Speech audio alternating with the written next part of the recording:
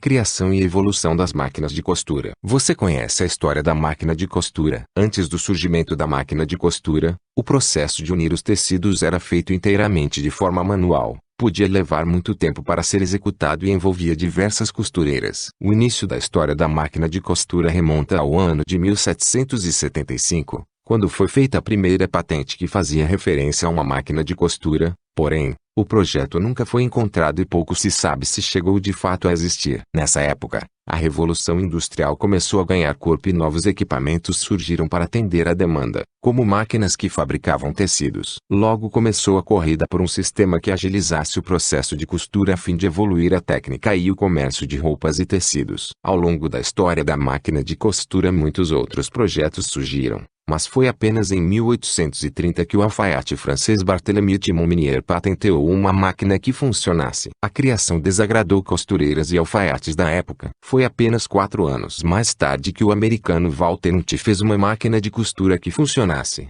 Porém, não fez patente devido ao medo da repercussão negativa junto aos profissionais da costura. Unte desistiu de aprimorar o invento que apenas costurava em linha reta, sem curvas, zigue-zagues, voltas ou rendas. A Revolução Industrial trouxe diversas mudanças ao cotidiano das pessoas, especialmente quanto ao tempo de trabalho, medido por relógio ou pelo tempo do trabalho nas máquinas. Nesta época ainda surgiram novos equipamentos, como o do americano Elias Howe, que criou e patenteou um sistema de costura de pesponto duplo. A criação era baseada em 4 pontos principais: agulha com olho na ponta, calcador pelo qual passava a agulha, sistema de bloqueio e direcionamento do tecido e alimentação do sistema. O sistema possuía algumas limitações e era muito simples. A corrida para desenvolver a máquina de costura levou muitas pessoas a desenvolverem esses equipamentos. Para usufruir da patente do maquinário, Howe entrou na justiça para receber direitos pela sua invenção contra outros fabricantes, como Isaac Singer. Howe venceu alguns anos mais tarde e montou uma fábrica de máquinas de costura em Nova York. O equipamento virou sinônimo de equipamentos bem fabricados e foram exportados para todo o mundo. Porém,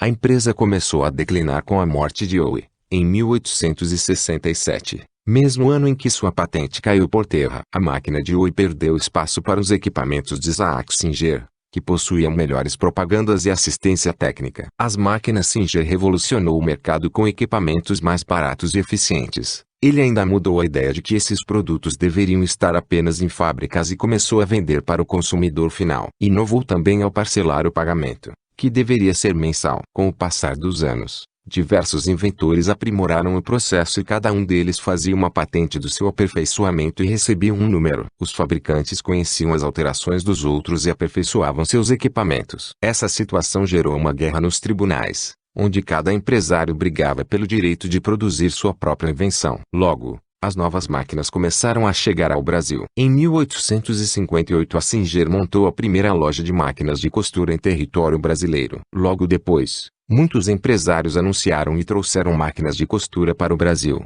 como o Sr. Murbert Dutton, Madame Bessie e companhia, que vendia as marcas Wheeler e Wilsons, Nathaniel Wheeler e Ellen B. Wilson. Depois de anos de batalha judicial, os principais produtores de máquinas de costura dos Estados Unidos, como Singer, Wheeler e Wilson, Grover e Baker, entre outras, se uniram em cartel a fim de manipular a fabricação desses equipamentos. No acordo, a cada máquina fabricada os participantes deveriam pagar os integrantes do grupo o equivalente a 2 semanas de trabalho de um colaborador da fábrica, cerca de $15. Apesar de acusadas de monopólio pela imprensa, o cartel durou de 1856 a 1877. Com aprovação pelo Congresso americano da lei que quebrava o monopólio do cartel. O valor de comercialização do equipamento reduziu. Em 1880 o crescimento da Singer foi tão significativo, que a marca controlava cerca de 75% do mercado. A história da máquina de costura mostra que o equipamento demorou a se destacar no mercado quando foi lançado,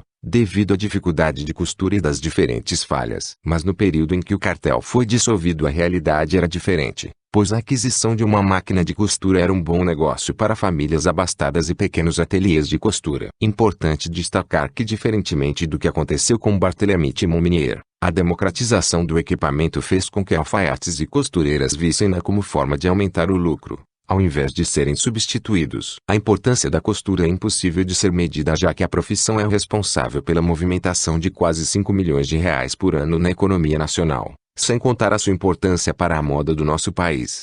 Se vocês gostaram, deixe o like, se inscrevam no canal, compartilhe o vídeo e ative o sino de notificação. Abaixo segue o link do grupo do canal no WhatsApp. Até o próximo vídeo.